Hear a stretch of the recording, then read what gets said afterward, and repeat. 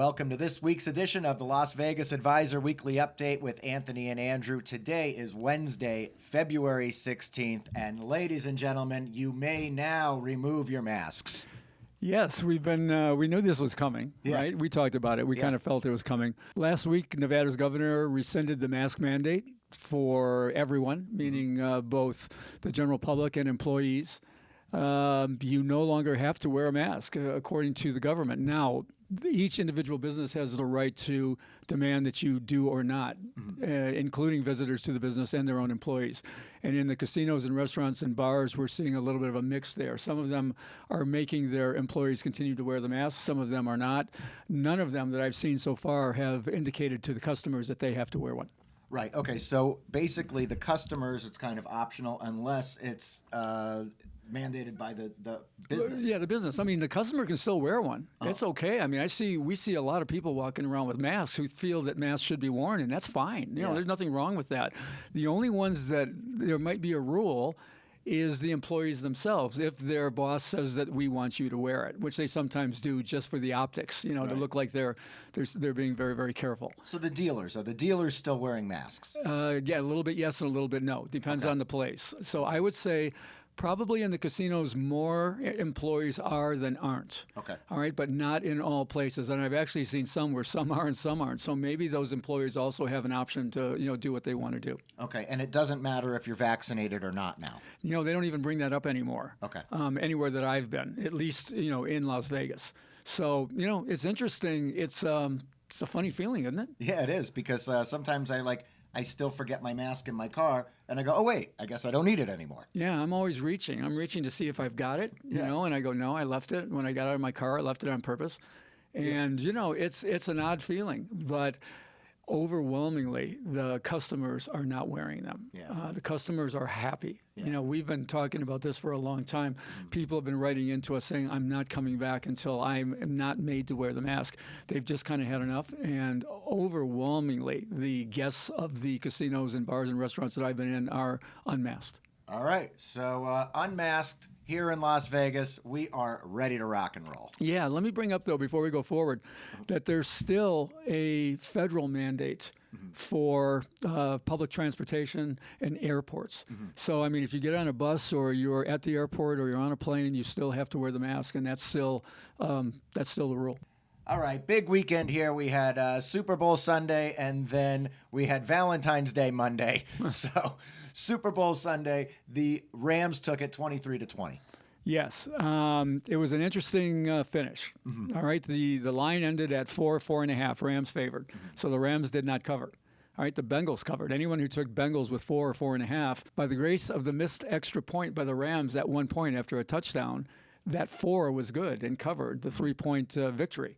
So we had a situation where there was actually a middle, where people who had bet on the Rams to win the game outright and then also took 4 or 4.5 won both ways. Oh, wow. All right, so they win on the Rams when they win the game, but they also win on the Bengals for covering. And a lot of people played it that way. They basically took both sides. So that lowers the risk, with the total amount bet, and it gives you the shot at that middle, and that came in this year. Wow. Okay, can you explain to the people watching how the money line works?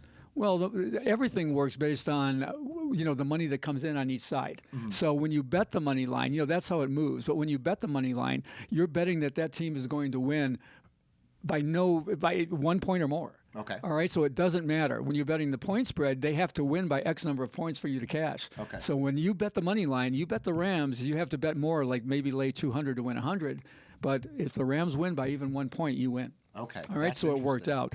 The total also came in under. Okay. The total stayed really firm at 48.5 all the way through, and it landed on 40. So that, it landed on 43. 43. Yeah. So that came in, pretty solidly on the under.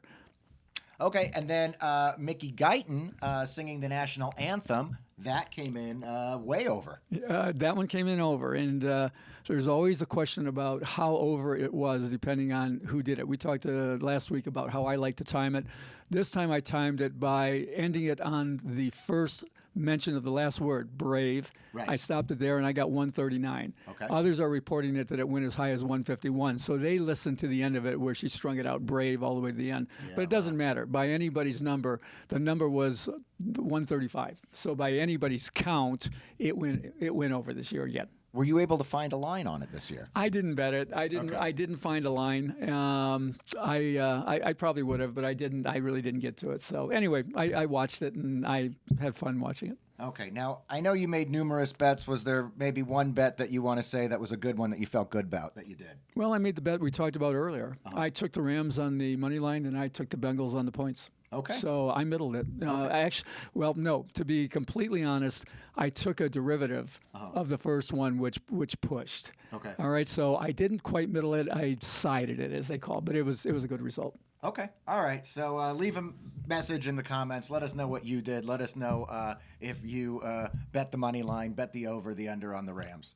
And in entertainment news, there is a new Cirque show coming to the New York. Apparently, according to reports that we're getting, supposedly Cirque is going to add a new show there.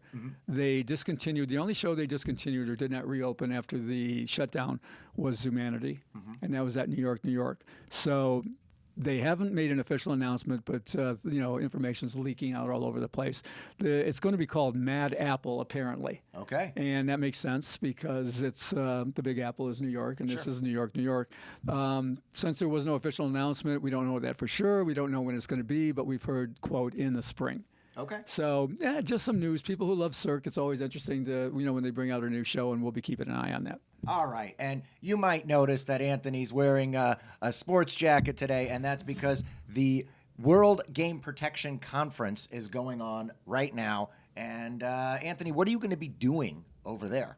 Well, first of all, we need to explain we're not doing the jackpot this week because we're a little bit under time pressure, and I've got to run over there. I mean, as soon as we turn these mics off, I've got to run over there. Got to go. I'm going to be, they had me dress up a little bit for this. I'm going to be essentially talking about Arnold SNYDER, who is we've talked about him before, author of our book, Radical Blackjack. We're going to be talking about that book, and really one of the most influential gambling experts of all time. So I'm going to be doing a session where Arnold is going to be presented. He's one of those guys who's been very secretive in the past, and he's going to go up in front of this group. And what's interesting about this group is that they're all surveillance people, the kind of people that would chase him down in the cat and mouse game. But SNYDER, just an amazing character, through the years. He did a periodical called Blackjack Forum in the early 80s through the 90s that was the Bible for advantage players or people who, I like to say he launched, 1,000 blackjack careers, whether they were successful or unsuccessful. Right. Everybody went to Blackjack Forum. He's written X number of books. I don't know how many, 3 or 4 for us. He was a small player and then a big player. When he started writing about blackjack, he was a mailman in Oakland. Wow. So he played small stakes, and then he built his bankroll and got staked by people and went on and was betting, literally 10,000 a hand, multiple times on across the layout. So getting staked by people means that he actually had investors that would invest in his blackjack play. Right. So we're going to go and we're going to do a session, and these people are finally going to get to ask him some questions. And it's kind of funny because when you go up in front of this group, you can't help but wonder how many of them have seen me through the eye in the sky, and I haven't seen them. Right. You know what I mean? It's like they get a notification. Anthony Curtis is in the building. Well, this is here's a true story. I mean, this was in the 90s. I was dating one of the few women ever to be a casino manager, and this was at Green Valley Ranch. Okay. And I was going to pick her up after her shift when she was done for the day, and we were going to go to dinner. And I went to Green Valley, and I went in the door, and she finally calls me. She goes, "You're here, huh?" Yeah. And I said, "Yeah, how'd you know?" She goes, "Are you kidding?" She goes, "How long ago? 10 minutes ago?" I go, "Yeah, 10 minutes ago. I was walking around." She says, "My phone blew up like crazy." Yeah. And it was the eye in the sky telling her that I was on property and that was a time when I was, actively playing. Okay. And she finally had to tell him, she goes, "He's here to see me. Everybody calm down." Yeah, he's not going to the tables. He's not trying to do card counting. Yeah. He's, So we're gonna, so it's gonna be interesting. We're gonna be talking to a bunch of these guys, who have probably seen us more than before we've seen them. But that's where I'm headed. So we'll be back with the jackpot next week, right? Okay, yeah. And if you're interested in the book, we'll leave a link to Radical Blackjack below, written by Arnold SNYDER. Arnold's done a lot of really interesting things, so maybe we'll leave a link for a website where you can look at some of his other work as well. Yeah, we'll talk more about Arnold. We'll actually bring Arnold in, and we'll do a quick Q&A with him. It's never quick with Arnold. Arnold likes to talk, but we'll do a Q&A of our own with Arnold for one of our shows. All right, so that's it for this week. Don't forget to like and subscribe and share, and we have some new types of content coming soon. And that's it for this week. We'll see you next week.